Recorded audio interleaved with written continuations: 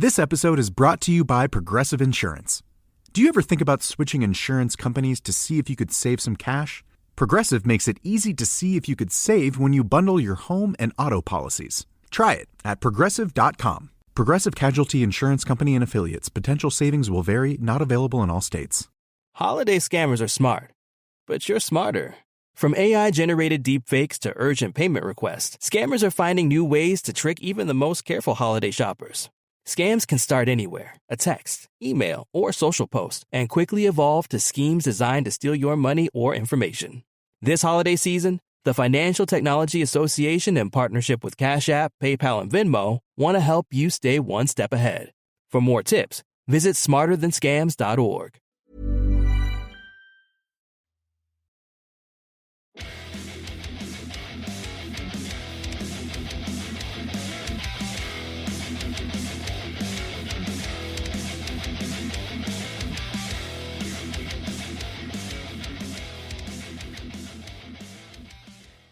Hi guys, welcome to this week's episode of Heavy Metal Tones and me, your podcast host, Tony Evans. The final one of the year. Would you believe it? Can you believe it? It is the end of 2025. What an interesting year we have had, have we not? We've lost some legends. We've had some amazing new albums. In my own particular sphere, as you would say. Interesting time for the show and for me personally. I became a grandfather for the first time this year, which was amazing. I integrated more technology within the show production, which speeds my production up.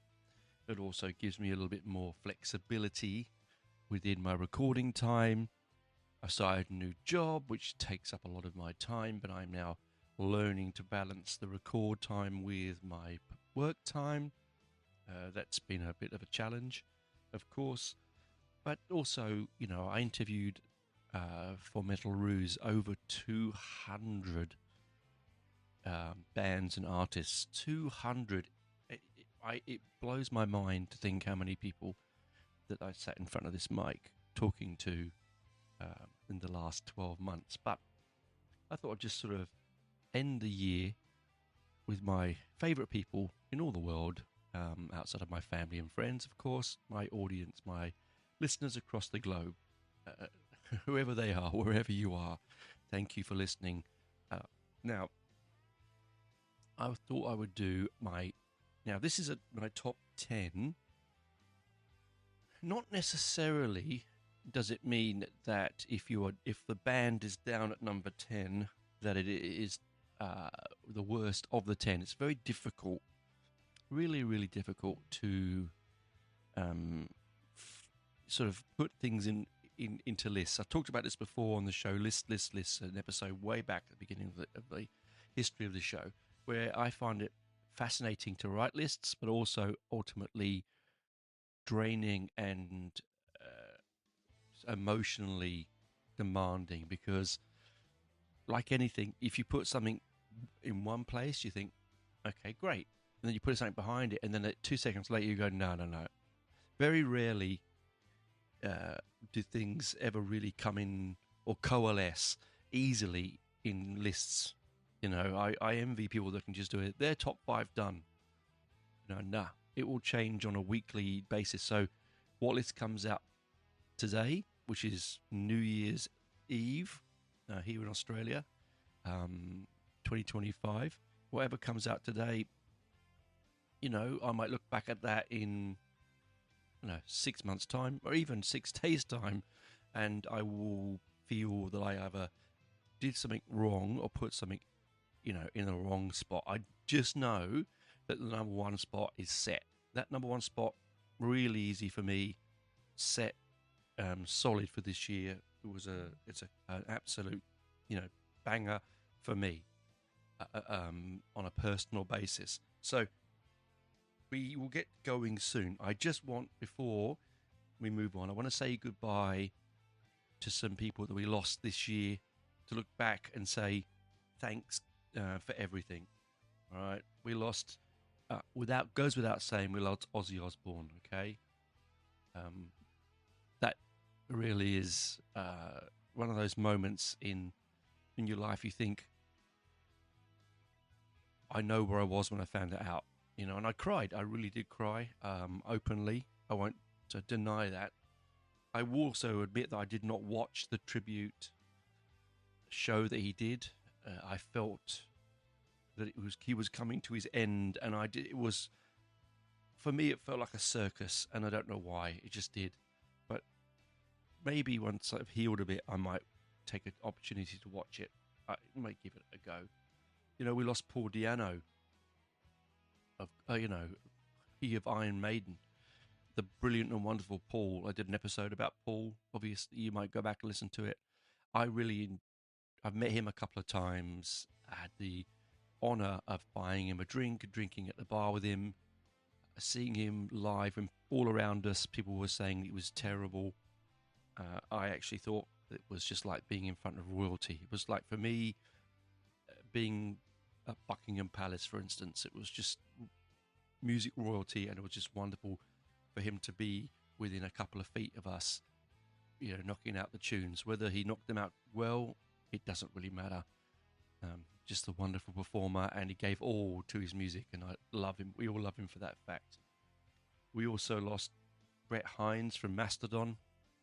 I've talked about this before. I think Mastodon were one of those early progressive metal bands, which I will cover, I should, one day on the show, but I really, really got into them during Blood Mountain, and I really, really, really loved that stuff.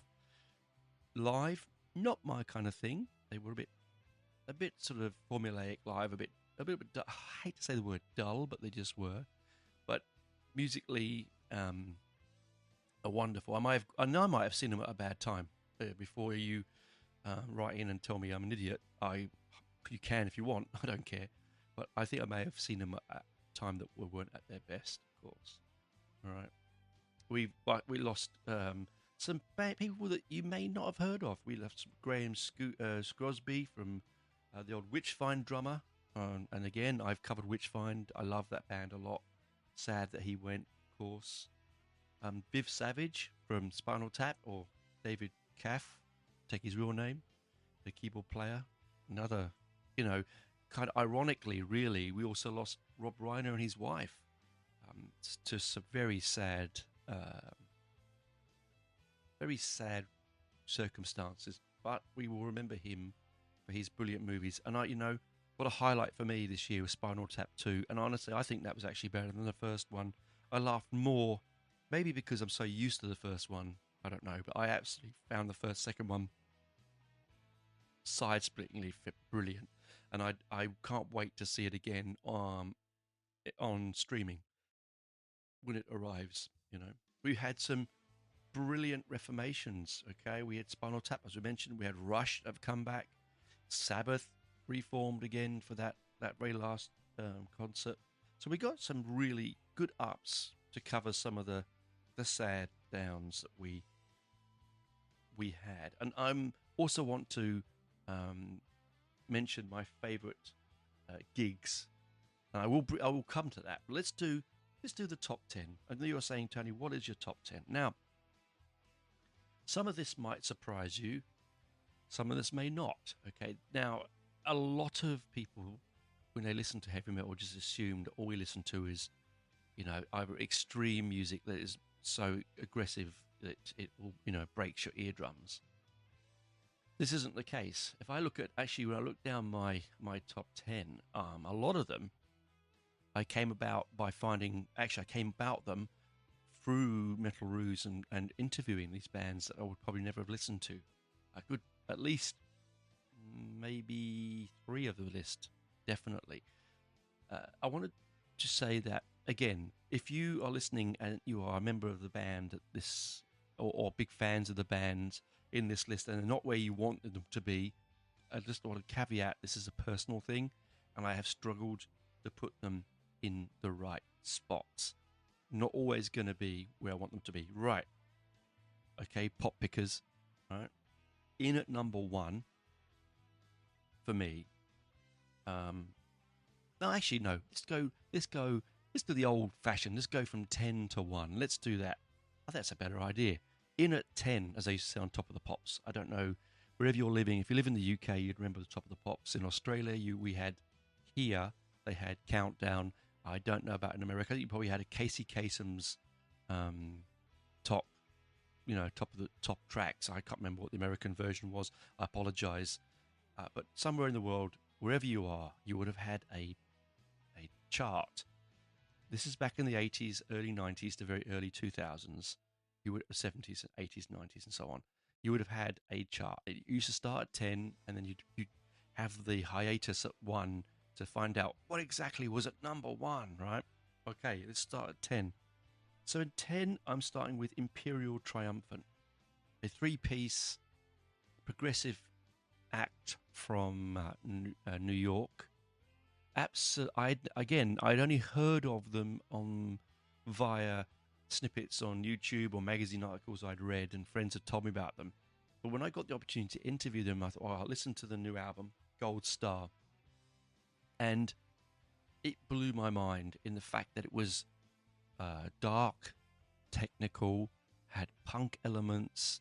It was they wear masks and costumes so you can't see who they are.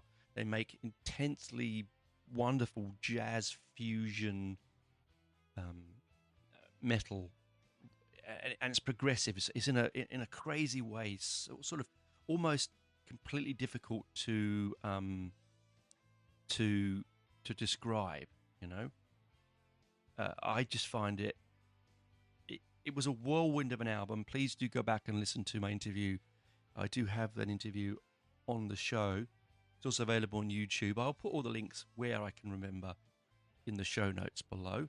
But yeah, Imperial Triumphant is at 10, could easily be at 7, could easily be at 5.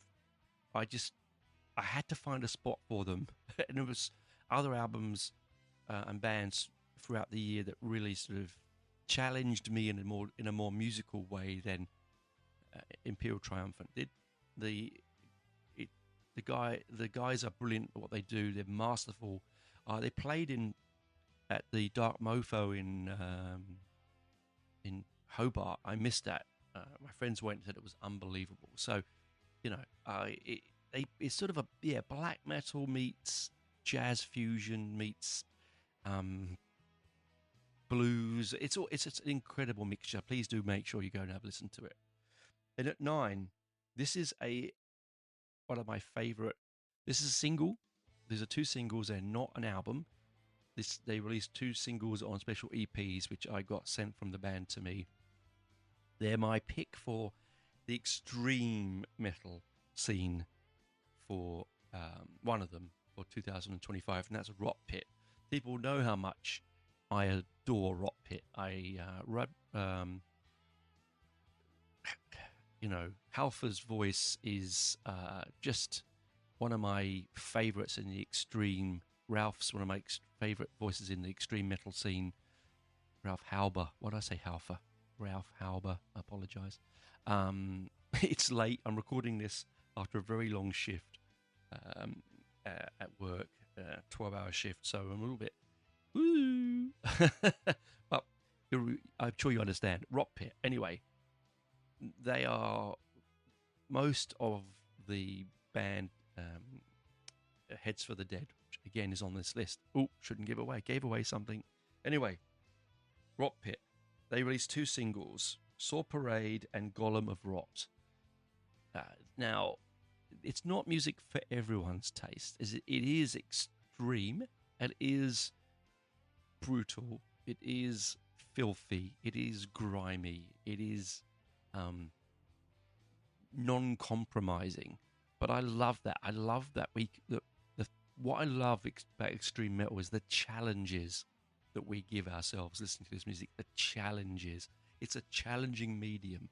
If all we ever did was watch light-hearted comedies, listen to radio-friendly pop music, and never do anything out of our comfort zone, we'll get to the end of our lives and go, I didn't challenge myself. And for me, this kind of music is a challenge. It's not so much a challenge anymore, but it's challenging. It elicits emotions in me that are not normal emotions within Mr. Evans's psyche. They draw out these brilliant dark moments, these beauty in the darkness, as I keep saying. There's a beauty in the brutality. When people go to London, they look at the National Theatre. It's a brutalist building. Here in Canberra, the National Gallery, it's a brutalist building. There's beauty within the brutality, and I get that with this. I put it at 9 because it's singles. It's not an album. I put it at 9 because, again, where do I put it? So I could be here all day with this. In at number 8, I've got Auri, A-U-R-I. Now, the reason I put Auri on there for the album 3 Candles and Beginnings is, again, I interviewed them for Metal Ruse, and they're partly Nightwish and members of other things. It's a bit of a collaborative band, a 3-piece, and they made music that I said at the time elicited an emotion in me that made me well up with tears and sadness, and it helped me at the time I was going through. I only just really lost my father a few months previously, and I was still in that mourning phase. And the music they produce is so beautiful and so it's so layered and textured. And the conversation I had with the band, it was like I'd known them all my life. It was like best friends in a pub talking about music. It made me want to just go get on a plane, fly there, sit in a pub in the middle of England and drink beer and talk about progressive rock and the beauties of and the sadness that lies within the lyrics of the album. It was a real moment. I, in fact, had 2 bands that particular week. I had Blackbriar and I had Auri, and Auri really just touched me. The lead singer, she's so beautiful with such a wonderful voice, and lyrically it's so compelling. It's probably some of the best prog around. I really highly recommend you taking a listen to Auri. 3 Candles and Beginnings. It's their 3rd album. Wonderful. It really, it's sort of, this one could have been higher for the emotion that it created in me, but I think it's just spot on, brilliant. 8, could have been 7, could have been 6, could have been even higher, as I said. Tough one. Now, at 7, we've got Creeper. The reason Creeper's in at 7 is it came later in the year. Had it come earlier in the year, it may have been higher. It, again, I did a whole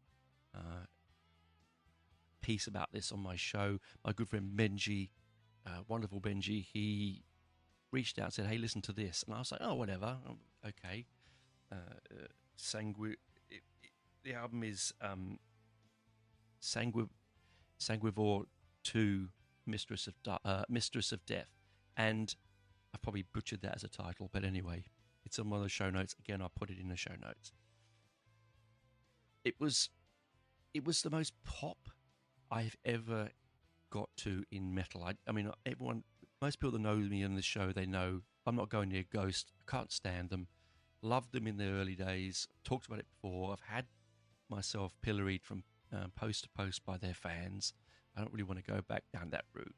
But it's a combination of progression, drama, goth, punk, metal, hammer horror mixed with camp 70s comedy.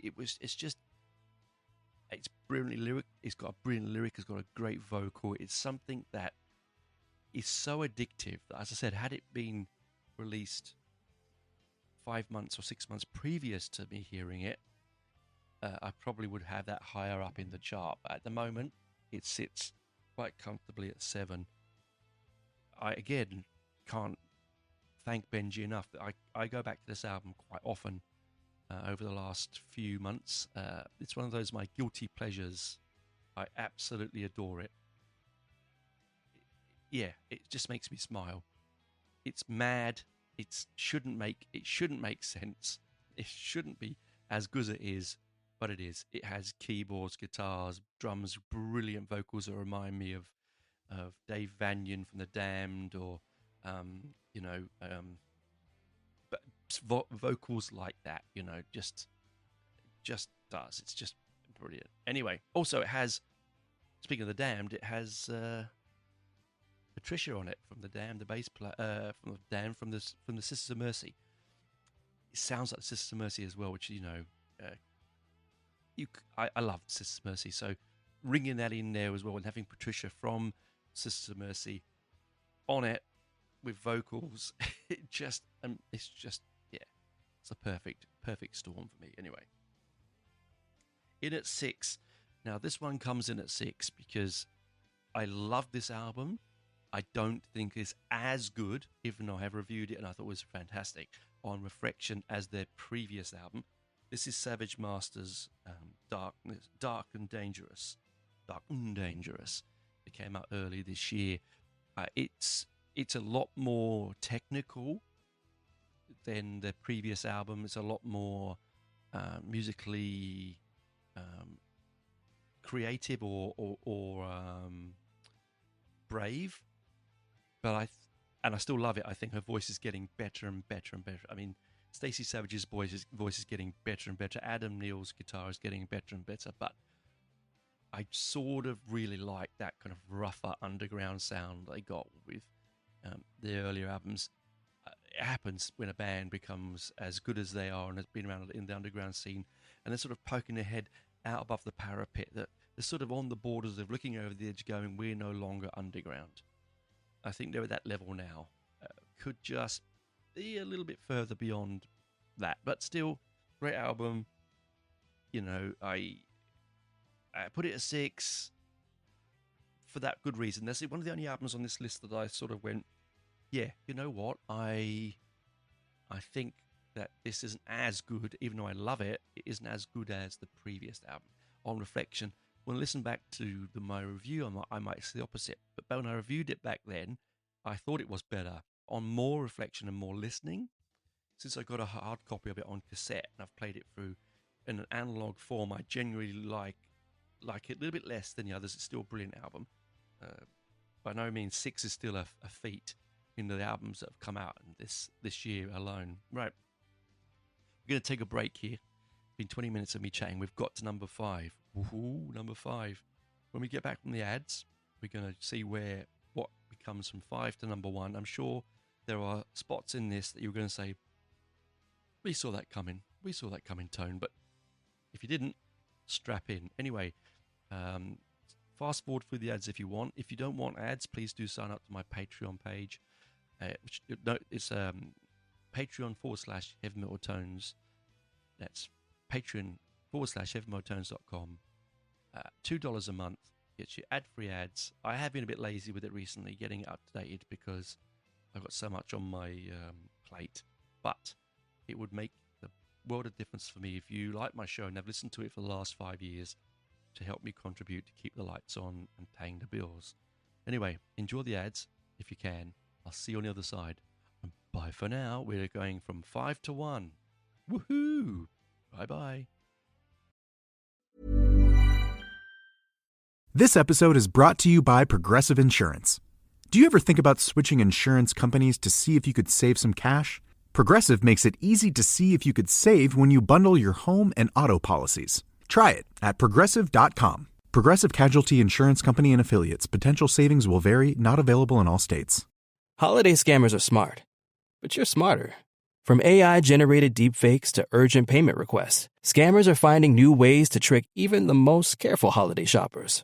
Scams can start anywhere, a text, email, or social post, and quickly evolve to schemes designed to steal your money or information. Scammers might pose as charities, pet sellers, or even a romantic partner to gain your trust. If something feels off, it probably is. Keep your guard up, pause before you pay, and always pay it safe. Protect yourself by using strong passwords and turning on two-factor authentication. Check messages only through official channels and be cautious with unexpected or urgent requests. If you spot suspicious activity, contact verified support. This holiday season, the Financial Technology Association, in partnership with Cash App, PayPal, and Venmo, want to help you stay one step ahead. For more tips, visit smarterthanscams.org. Scammers lie, you verify.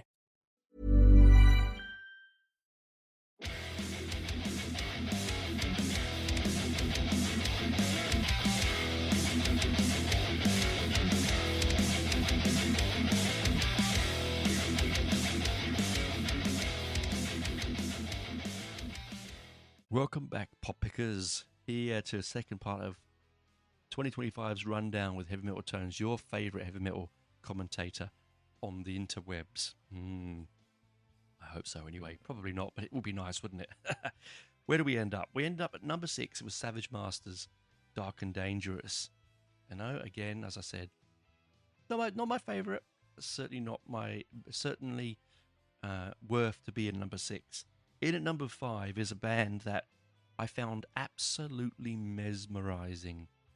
I got really caught up in the sound that this band makes, the sound that the lead singer makes, the imagery, the terrifyingly beautiful, sanguine, almost sort of, I don't know, Shakespearean beauty, poeticness of this band. The band is Frayle, Frayle, and the album is Heretics and Lullabies. Look, for a little while there, wherever you looked across any of my feeds, they popped up. And I'd seen them sort of coming in and out of my TikToks and things and gone, okay, let's give them a listen. Because as you know, I really, really enjoy female-fronted heavy metal bands, as this list is quite heavy in that direction. I really like them. It's a sense of there's a reality, a real sense of being real, sorry. I can't speak. Sense of reality, a sense of grounded. They're not trying to prove a point. Machoism that you get sometimes with the metal scene, and so also I'm just pro women in rock. Having 2 daughters, I did a whole 3-part series about women in rock. Please do take a listen to those as well. But anyway, she is a fantastic lead singer. Her image is something, she's tall, slender, bleach blonde hair, very pale, has this beautiful set of rings that she wears, like a veil around her face. She encourages people at concerts to come dressed in wedding dresses. It's a soulful darkness. But it's not though open a wrist kind of music. I don't mean that. It is still a celebratory. It's still sing along. There's still dynamic and movement and power. There's just a sense of the otherworldliness. There's a whole paranormal otherworldliness about her and the band that just brings me into a space where I feel very comfortable. As you know, I feel very comfortable in the world of the other, in the world of the different and of the unknown. And there's something about her music and the band's music that does that. That's why for me, when Heretics and Lullabies came out, I thought, yeah, this is right in my wheelhouse. Again, due to my father's passing only not that long ago, I have been going through a phase where I've been searching out and looking for the darker side of music. Not so much now. I think it's passing through me, but there for a little while there, I wanted the solace of, as they say in legend, the solace of the night, as Tim Curry would say. If you haven't seen that movie, well, what are you doing? Anyway, the solace of the night, the darkness of the stars, that kind of thing.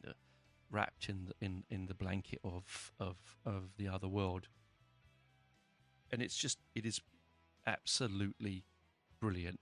It only came out a few months ago. It's all these tracks and things are available on streaming. You can buy physical media of them. I will be covering them in the show. I actually have hopefully an interview date booked with the band coming up in the new year, so that will be really good. I want to then say it follows on very deftly. I don't know where my brain was going. And at 4, we've got Deathless Legacy. Now, Deathless Legacy I covered in the show only a few months ago. It was one of my best rating shows of the year, actually. They're an Italian horror-themed metal band. And they do everything that tickles me. They have organs, they have operatics, they have makeup, terrifying stage makeup. They have Dario Argento, Lucio Fulci inspired visions, visuals. They wrote a concept album. Oh my God, they wrote a concept album about the possession of a priest. It's again, I urge you to go back and listen to my episode about it. She's got a brilliant voice. Like, it really does. It's a bit like, if you imagine, for me, it's like Creeper mixed with a little bit of Owry, mixed with Frail, and a little bit of Imperial Triumphant, with a lot of bit of camp thrown in. It's sort of like a mix of all the things that I really enjoy. There's progressive, there's 70s synth based pop music, there's heavy metal, there's a storyline to follow, there's characters to relate to, there's brilliant theatrics, and being Italian, they don't give a damn. They just do what they want to do. And honestly, I cannot wait. They're on my bucket list to see live. Hopefully, I'd love to get them on the show. I don't know how much English they speak, but I'd love to get them on the show. I am trying. I really am. The album itself, though, is again, it's on all streaming platforms. It's called Damnatio Eterna.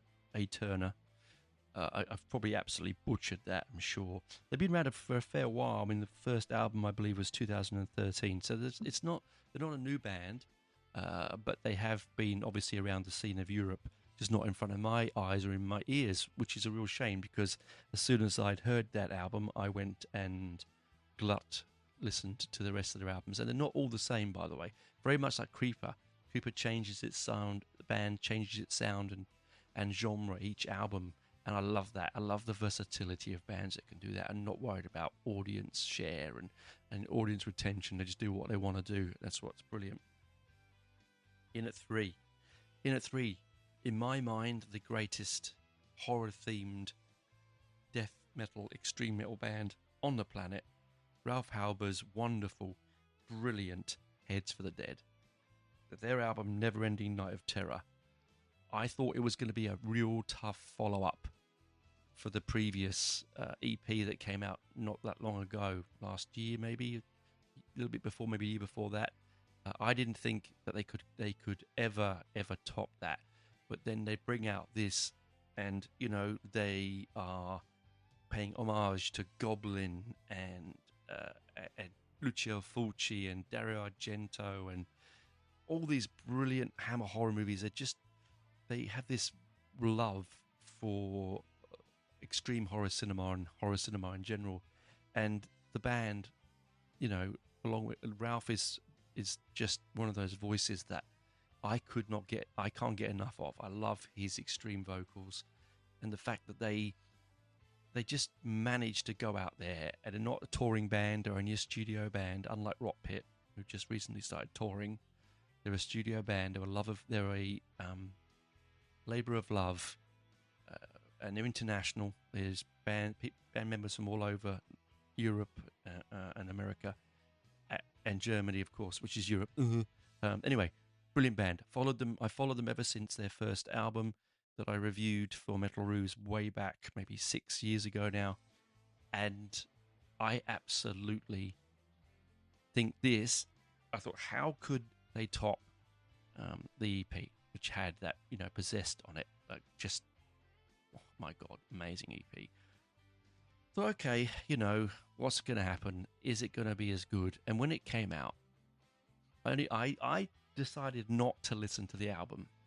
Okay, I decided to take just bits of it and not listen to as much of the singles being released. Like, I had the album, I got sent the album early by the band, because Ralph's a friend of mine and we talk a lot, and I've been on the show and I've reviewed everything he's done. In fact, I think I own everything he's ever recorded. He's in bands like Revel in Flesh as well, which is brilliant. I think they're working on something on that as well. I'm not sure. Anyway, it's definitely worth the 3 slot.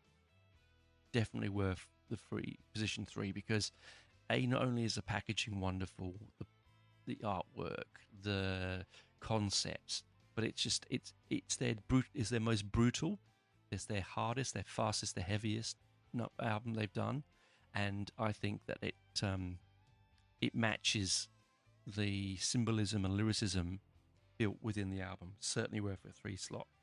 Now, in at 2, this one. I looked at it and I thought, I really listened to it. I've re-listened to it and re-listened to it, and I thought, why is it that I really love and dig this album? And so this album is King Witch. They're a Scottish doom band. Again, a female vocalist, but and I think I don't really want to say this because people might say, you're full of hot air, but I think one of the best voices, one of the best female voices in metal at the moment. Truly magnificent voice. The band itself are exactly what you want from a doom band. They're a bit modern, they're more of a modern sound. They're not like as slow crushing as, say, Satan Vitus, or as sludgy as say Candlemass can be, or even Witch Skull. They are a little bit faster. They do love the band Witch Skull, which is always wonderful. I interviewed them again for Metal Ruse. I'd never heard of them. It came up. When I said never heard of them, I'd seen them in Doom lists, but I'd never listened to them. And after talking to the band, and and listened to the album, it really blew me away. One particular track. Now the whole album is amazing, but there's one particular track right at the end of the album. It sort of grabbed me in a way. It grabbed me, and I keep going back and playing it on a regular basis. It's the longest track on the album. It's very progressive. The vocals on it are wonderful. The production value is brilliant for a small Scottish independent band. It's just this one number from the album 3 called The Last Great Wilderness. It's an epic track. It takes you on a journey. It's about nature and the beauty of nature being destroyed around us, and around, particularly in the Scottish Highlands, where it's just pristine and beautiful. It was just magical. It was a magical number that stands out to me as one of my favourites of from a long time as a single track. It's a brilliant way to end the album. Great tracks like Behind the Veil, Swarming Flies, Sea of Lies, Deal with the Devil, Suffer in Life. Great tracks, but you get to the end, and the Last Great Wilderness is just one of those tracks that you can't forget. It will live with you and sit with you for a very long time. There are influences on this band. They say things like Soundgarden, Alice in Chains, and I remember them talking to them about it, and they did bring that up. I didn't hear it. It doesn't mean it's not there. Okay, I generally hear things like Candlemass, and as I said, a lot of those doom-based Black Sabbath, that sort of stuff. But guitarist Jamie Gilchrist is phenomenal guitarist, a really nice guy, and very, very focused on creating a great sound, But Laura Donnelly's voice, particularly on that last track, as I said, Last Great Wilderness, it's quite harrowing. It's quite confronting in a beautiful way, but it does make you think. I mean, I remember looking out my window, listening to it from the studio where I've got the bush surrounding me, and it made me feel of these things that I probably would never have thought of before. So it's a brilliant album, and it's heavy, guys. It's heavy. It's everything you want. If you like Doom, and I do, this is not as hard to decipher as a lot of Doom albums, but it is certainly worth it a go. If you think to yourself, hey, I've never really listened to any doom music, have a quick listen to King Witch 3. I think it'll blow your mind, right? Just will. In at number one, this is no surprise because I've had the lead singer on the show twice in a year. I've done some specials. I've played the tracks. This album and this band really came to at a time when I really needed them the most. I was struggling with the show. I was getting to the point where I was almost going to not give in, but I was like, I don't know. I was lost my direction slightly. I couldn't really get my head around it. Dad had passed away. I'd been overseas, back to bury my father. I'd come back. I was on heavy medication. I'd quit my job. I was taking a year out from work and just to focus on my creativity. And from out of the blue, this email comes. I'd interviewed Savage Master, and this band are friends of theirs. They reached out and said, "Hey, listen to this. We'd love you to review the album." And as soon as I heard it, I said, No. I'm not reviewing this album. I want you on the show. I want you to come on the show." Which they were, yeah, we'll come. But that sounds great. They thought originally it was just going to be an audio interview. I said, no, we'll do a video. Sadly, one of the best interviews I've ever done in my entire career, I did not press record when I thought I had done. It was challenging and it would take a fair bit of editing. But it was an amazing burst of energy. I left that interview, once I realized I hadn't pressed record, I was so deflated, so low, because I was at my highest. I was full of adrenaline, full of dopamine. I was full of anything, whatever was in my head. I did not need drugs, alcohol, or anything. I felt super connected with this band because the music took me to a place where I was 16 again. Suddenly, I was 16 or 17, walking through my local graveyard. Gosh, it's a cliche, isn't it? But listening to Venom, and on a cassette. And I'd only ever carry one cassette with me, so because who's carrying hundreds of cassettes? So I was listening to War with Satan, and on one side of the cassette, and on the other side, I had black metal and Possessed, and it was just that moment where I realized where I'd fallen in love with this connection between punk and metal. It was this, like Motorhead, it was like this pureness. It was like the perfect marriage. And for a long time, I'd forgotten about that love. I'd forgotten about that burning sensation that desire that I had back then. It all gone, and I do the show to keep that spirit alive in myself. Even if only one person listens, I do it to keep that spirit alive in myself. And this album and this band, out of nowhere, from Florida in the USA, this small underground band with the smallest of audience, just turned it around for me. They're now doing really, really well. They're going to get bigger and bigger and bigger. I cannot wait for the new album.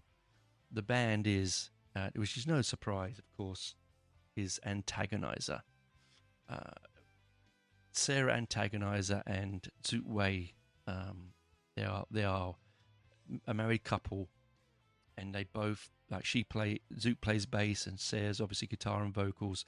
They have their drum slave, Mikkel, who we don't want to, give him too much freedom, because otherwise, he'll go to his head. I highly urge you to go and listen to my interview with them both, and then my Halloween special I did with Sarah. It got away from us. We talked about music more than we thought we were going to talk about movies. But anyway, next year we'll do it again. It will just be movies. But the album itself, Edgelords from Hell, it is, to my mind, the best underground album of the last 20 plus years. It is a superb call to arms of someone whose mind is completely and utterly entwined in music. This Sarah lives and breathes the notes in her head. She's a genuinely wonderful, nice person. She works very hard at what she does. And when she creates this music, like all great creatives, she feels that is it any good? Am I making it any good? Is it going to be listened to? Should I do this? And honestly, as I keep saying to her, yeah, more please, because we need more. There's no bullshit here with this album. There's no overproduction. There's no let's make a song that sounds like this because I want to sell this album. There's no trying to find a direction because they've got no direction. They're like true punk, really true punk.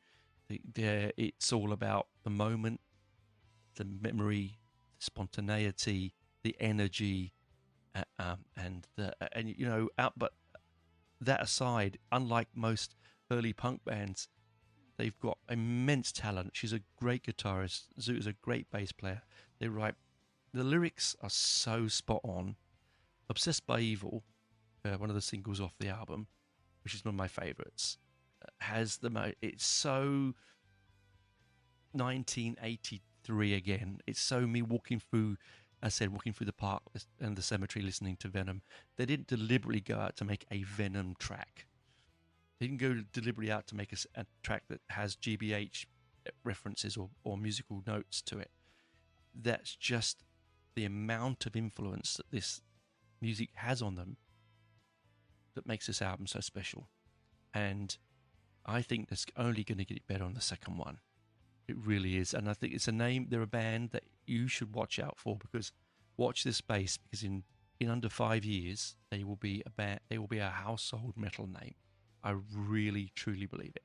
I don't want them to become different and diluted, but I want them to have as much success as they can possibly have, because they deserve it. Well-worthy number one.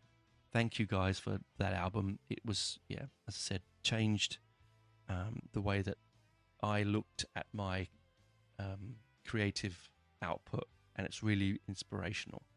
Thank you. So hopefully you like my top 10. Again, I could have found other things to go in there. 2 of them were definitely rock solid in there. 1 and 2, they were never going to change. Others could be interchangeable, possibly. Who knows? Anyway, I just want to mention some honourable mentions, okay? I want to mention there's some brilliant Aussie music that didn't make my top 10, not because they weren't worthy of a top 10. I wanted a separate category for them, okay? I wanted Temptress's new album, the wonderful Genevieve's band. I've had again, and Fox, I've had them on the show. They're a brilliant live show. They're full of energy. They just live. Genevieve just lives for metal. She lives to perform. And this newest album, certainly probably my pick for the best Australian album of 2025. In fact, it is. It's my number one pick for the best Australian album of 2025. The album is called Queen of Crows. It's out now on all streaming platforms. Highly recommend watching the videos to the singles on YouTube. Absolutely stunning album. I again thought that Chaos Divine was going to be tough to top from 2023, but no, Queen of Crows came along, full of anthematic heavy metal, sing along, passionate. This is a band that shouts, "We are Judas Priest fans. We listen to Iron Maiden. We like anthematic, classic heavy metal," and you're going to get that from this brilliant Australian band. Of course, I also would like to mention my favourite extreme Australian metal band. Album for the year was Werewolves. The band is Werewolves, and it is for me. I've talked about them before. They are Australian extreme royalty, in my opinion, and this album just goes to show how good they are. The album is the ugliest of all. It has a very disturbing and brutalist cover. I did review it on the show. It is, again, did I think they could top My Enemy's look and sound like me? I don't know. I thought that was an absolutely outstanding album. Die for Us, another outstanding album. But the ugliest of all, yeah, it is brutal. It is extreme. It is beautiful in its unquenchable desire to shock and to create um, dark mental landscapes. An absolutely brilliant, brilliant album. Again, there's lots of bands from Australia I could mention. Age of Emergence, bands like there's lots of bands that I could talk about. There's the Dirty Pagans, again, filthy, dirty rock and roll, young guys, fun, brilliant album. Could easily be in my top 5 of this year. And of course, Black Majesty have just reformed, or not reformed, but released a new album, which no one saw come in. So they're like a traditional metal band, very much like Black Sabbath. Australian legends have been around a long time. No one saw that new album coming. Well, I didn't anyway. So we're worth having a listen to that as well. I thought I'd just mention those because I don't want people to think I don't listen to Australian music, because I really, really do. I'm a passionate supporter of the local scene. One of the best gigs I went to this year was actually the Witch Skulls Christmas party at their rehearsal studios in Fishwick here in Canberra. It was rainy, it was thundery, we were outside, they were smashing the crap out of their kit and guitars and bass in a little space. There was food, there was drink, it was a thank you for all the fan base, and it was just brilliant fun. So, there is also another mention I want to mention, my favourite non-signed underground act. And that's Cleric Witch. Cleric Witch is a one-man, although now he's got members of the band, but when I interviewed him, he was a one-man musical force that makes all sorts of music. He plays drums, he plays guitar, he plays bass, does the keys, he does the vocals. He makes interesting, aggressive, brutalist soundscapes. I've discovered him on TikTok. Just came into my feed. I reached out. No, was it? No, it was one of my fans reached out and said, you should talk to this guy. And I was like, okay. I had seen him on TikTok, but I hadn't really taken, I've not sort of, you flick through, don't you? And just, yeah, what a dude. Again, first interview I did, something happened with the sound. It took me about, I thought I was going to try and clean it up. About 5 days, again, could not get the sound clean. Through my headphones, it sounded perfect. Through the feed, it was missing every second syllable or something. It was madness. I thought I could fix it. I just couldn't. So I had to get him back on. And again, it was even better the second time round, because I got to learn more. It was more relaxed. There was less interviewer and interviewee. We were just like friends. I love his stuff. The stuff he does on TikTok is superb. It's he's perfectly designed for that medium, grabbing you for 30 seconds to a minute. Again, fantastic, extreme, interesting music. I thought I'd put that. So we're coming to the end of the show. I've done my top 10. I've done my pick for Australian music. I could have done more. Maybe I should do a separate episode for Australian bands. Maybe I should. I want to just say that it hasn't all been up in the music industry. There have been things that I would like to point out that have really annoyed me, irked me ever so slightly in the last 6 months. And that really is the ability to own collectible pieces of music, if you're a fan, and on a budget. Now, I'm very lucky. I don't have to ask someone if I'm going to buy a record. I buy a record. If I want it, I'm going to get it. Dollars don't really mean much to me when it comes to me wanting to, not being in the way of me having that product or having it in my collection. I am a vivacious and very aggressive record collector. Okay, and I see the value in product, in a lot of product. But this year, for me, I've mentioned this before, one of the greatest albums ever made, which is Genesis' A Lamb Lies Down on Broadway was released. His 50th anniversary box set came out. Now, I bought it. Yes, I did. Am I foolish? No, but I feel very lucky to be in a position where I can afford and do afford to buy this product. But here in Australia, it was $380 for the box set. Now, there's a lot of stuff in that box set. I'm not denying the product you get. I really am not. You know, there's a lot of information I didn't know about. There's live shows, there's edits, there's all this sort of stuff. There's behind the scene photographs of the book in it. It's a brilliant product. I absolutely love it. Do I like the mix of the new album? I'm old school and like the original mix because that's what I grew up with. It's a bit bass heavy for me, and it feels like they almost even more deliberately pushing Stephen Hackett's guitars down into the mix. But that's a whole different argument, different episode. My point being is that if you really are a fan of the band, and you know what, not all see they aim these box sets at people who think 50 years. So the fans must be, you know, retirees, people with investment homes, people that are doing well with hedge funds or whatever, you know, things like that. Not the case at all. This is so pigeonholing the fan base and listeners. It's ridiculous. I will buy when the album comes out in separate albums. Once they release it outside of the box set, I'll get those as well because I'm a completist. But even then, they're probably going to be $90 a go. You know, it's just a little bit outside the pocket for a lot of people who may, you know, they may have discovered Genesis. It doesn't have to be Genesis. A lot of bands are doing it, but they may have discovered. I mean, the Motorhead box set. I won't even go into that one, but they've discovered it. They want to have the best of this particular album. They hear the new versions come out. They really like it. They want a physical copy.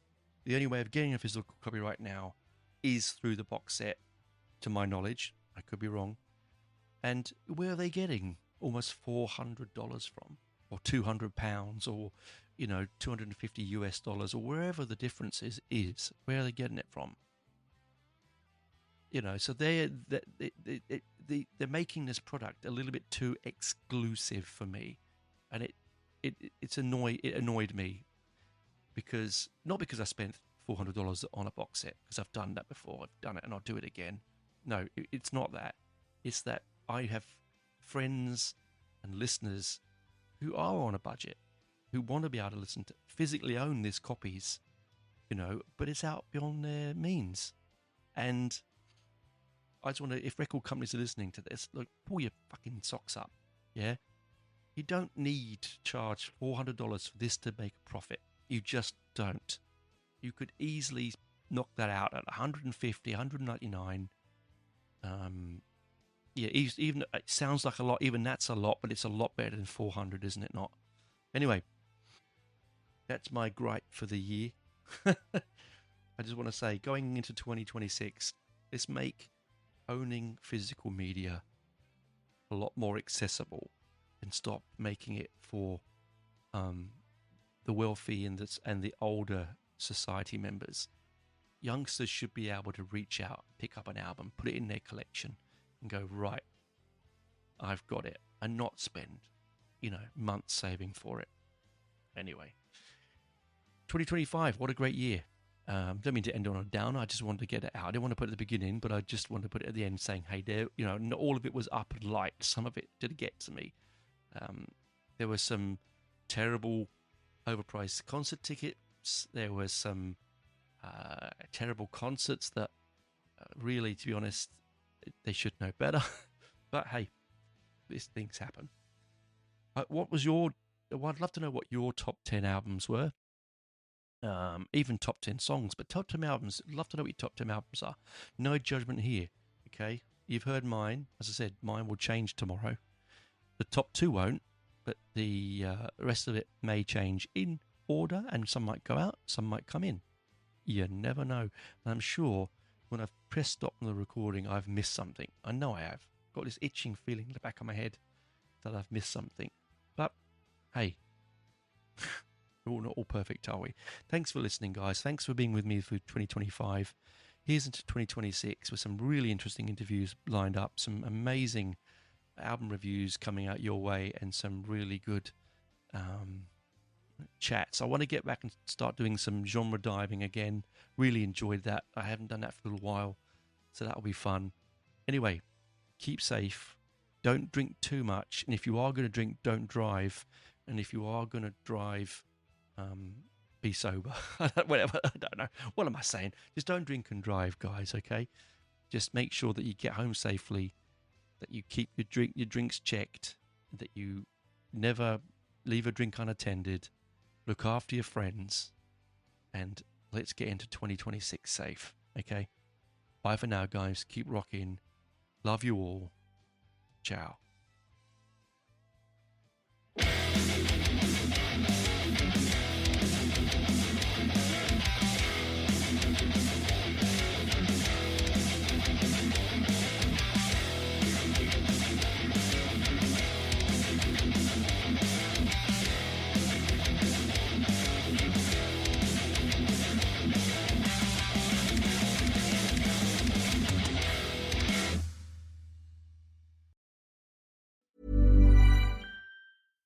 This episode is brought to you by Progressive Insurance.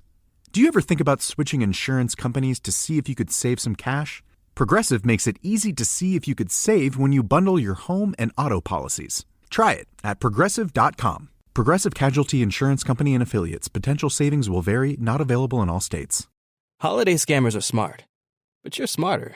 From AI-generated deepfakes to urgent payment requests, scammers are finding new ways to trick even the most careful holiday shoppers. Scams can start anywhere, a text, email, or social post, and quickly evolve to schemes designed to steal your money or information. Scammers might pose as charities, pet sellers, or even a romantic partner to gain your trust. If something feels off, it probably is. Keep your guard up, pause before you pay, and always pay it safe. Protect yourself by using strong passwords and turning on two-factor authentication.